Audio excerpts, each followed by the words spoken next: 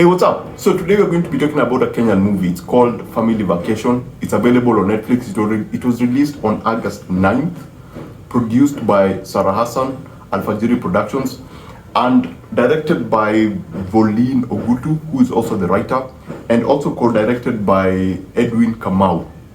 It stars Sarah Hassan, as I mentioned before, Lenana Kariba, and Angel Atieno, Jackie Matubia, Joyce Maina, and Jewel Furaha. I think she's the youngest actor in the movie. And it's one of those dramas that takes what we're familiar with, you know, the family going on vacation, but does something unique with it. I thought what they did with the story was pretty good because they don't have that approach of, hey, we are a happy family, let's go out to have fun at the coast and then there's drama at the coast. No, they did something different with it. And it follows Sarah Hassan, who is called Yara. She is an internet personality whose prize for being an internet sensation has an effect on the family.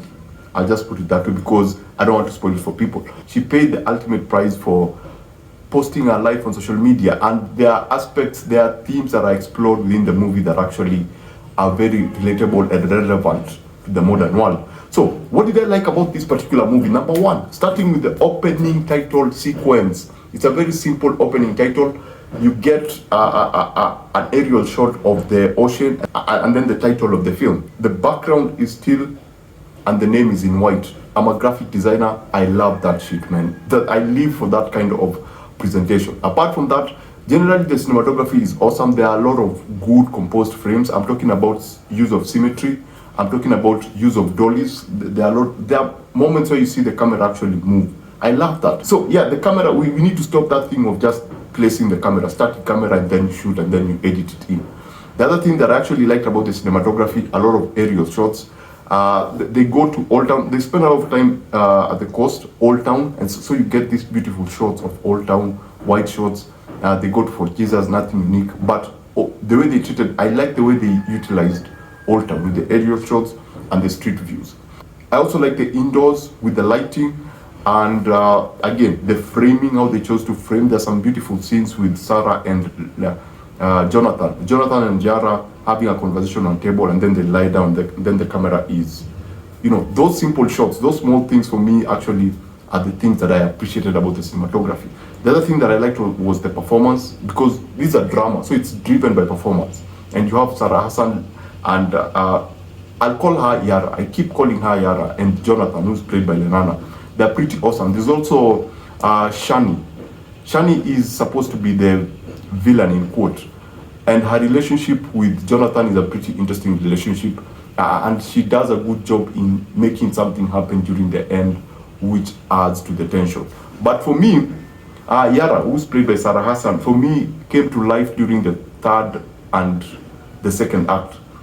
Actually the third act, because that's when she comes into terms with what she's doing, and so you get a lot of these close-ups with her where she's introspecting and she's thinking about what she's talking about, and you can just see it in the silence, in the quiet moment, in those moments where she's just seated there thinking. That's when I thought her performance actually were out there. There's also this girl called Jewel, who plays a younger Yara. I was surprised by how she was able to sell the scenes without saying a lot. Yeah, you get those moments of, Mom, look at what I've done. But a lot of our moments were sold by just expressions, by smiling at something, by lifting something and looking at it, and you buy what's going on in her mind. So that was pretty cool. Still on performances, as I said, Shani is a pretty interesting character. There are things about her that I wish could be improved, but I liked what she was able to do. The other thing that I liked, which is something very, very, very, very, very, very small, and it's something that I may have mentioned before, it's where they take that story, that concept of family vacation, whereby it's just a group of people going on vacation and then the drama happens there. The lead up to the idea of the vacation is a very interesting take, because it's not from a very positive angle. The concept of vacation in relation to this movie, it's not a positive drive that makes the vacation actually happen. It's something interesting that makes that particular vacation happen. And so I thought that was a different way of looking at what we are familiar with, and I appreciate it. As I said, something very small. Now, what did not work? Number one, the music. Oh my goodness, the music does not complement the visuals. I mean, there's one or two songs. There's the last song, and there's one song during the end of the first act where Yara is seated on a bed and she has this illusion of sitting with someone else. The camera is dolling in and a particular song is playing. That song was pretty good, it was appropriate. But other than that, the soundtracks that pop up, they just make the film feel generic, you know. And what I'm looking at versus what I'm hearing, they don't blend in well. I wish they would have picked the right sound to go with. I know it's a drama and you don't need those energy soundtracks, but I wish the sound was better. I just wish the soundtracks would have been way better because they have that generic, you know, stock sound kind of feel. I hope you're getting me. And then there were some moments, one or two moments that I had the sound deep, you know, the dialogue deep every once in a while. But generally, those are some, when it comes to sound, those are some of the things that I had a problem with. The other thing, and I'm being very petty, it's improv. I wish they would have let the actors actually improv because they feel stiff. You know, you can see the screenplay, you can see the writing come out. They don't feel natural. The dialogue doesn't feel natural for most of the part. It feels very, like for example, and I wrote this in my article, there's a scene whereby Yara picks her daughter from school and goes like, yo, it's a surprise vacation. And the kid is like, where are we going? Oh, is daddy coming? Tell a kid that you're going on vacation, they will lose their mind. They will be running everywhere. They'll want to carry the bag. They will be so excited. They will be so hyper because this was a surprise vacation. They're suddenly not going to be in school.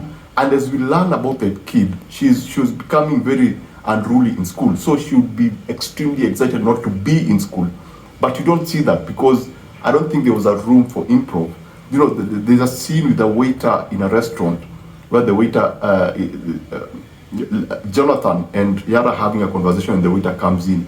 And Jonathan is like, you really like this, you know, the attention. And there was a very big opportunity for improv between the three, between the waiter, Jonathan, and, you know, and Yara. There was just an opportunity for them to take their conversation into a totally different dimension with a better exchange. They were still staying on improv. There were scenes whereby Yara was talking to her friend who's the publisher. Sometimes you'll see the publisher try to take the conversation into improv and then she's pushed back.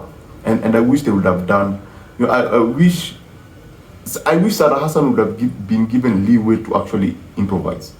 Basically, that's what I'm trying to say. The last thing is the character of Shani. As I said, I love her character.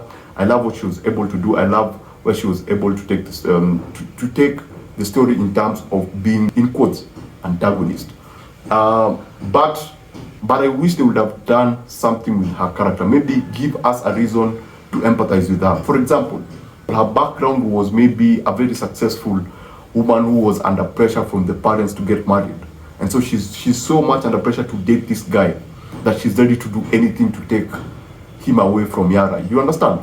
I mean, I wish there was something that was done to try to push this character outside, you know, outside just being a love interest. I wish there was a small background. You see what they did with Yara in terms of the flashbacks. I wish they would have done more with her, with just 1, 2, or 3 flashbacks to make us kind of sympathize with her, hate her, but still sympathize with her. You know what I'm saying? Yeah. So basically that's it. I thought the flashbacks were pretty awesome because this is the major part of this movie is flashbacks, and they use flashbacks as a pivotal part of telling this particular story. Actually, I thought this should be called Days of Future Past because there's a lot of going back and front, you know, flashing back, coming forward, flashing back, coming forward. I forgot to mention the makeup people, fantastic job. The wardrobe departments, fantastic job. The location, it's okay. The set designers, there is a particular flashback with a young Yara. They did something very, it sells. You understand that this is poverty. They don't need to tell you this is poverty, and it works very well. And when you go to the flashier places, they make it look like they actually live a comfortable life. So the set designers actually did a very good job. The wardrobe department did a great job. The makeup artist also did a very, very, very, very good job because Sarah Hassan looks great. Lenana looks great with the outfits because every time they go to a different place, the outfits change. and that gives a scene a totally different vibe. Apart from that, I also like how they handled exposition, especially in the first act. There's a scene where Yara is being interviewed, and they do a very good job using that to keep you in touch with what has been happening for the past time that we've missed, because there's a time jump between where the movie opens to where the movie actually begins. So they use that, they use that setting to actually give us good exposition. Just keep us in track with what is happening, keep us in track with where they are after those particular years. So yeah, this is a great show. It's not a bad show. I cannot rank it.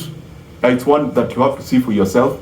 It looks good, and for most people who are young families are in a toxic relationship, get your friend, get a few friends, bring them in, watch the movie, because it's one of those movies most of your friends will be going like, what are you doing?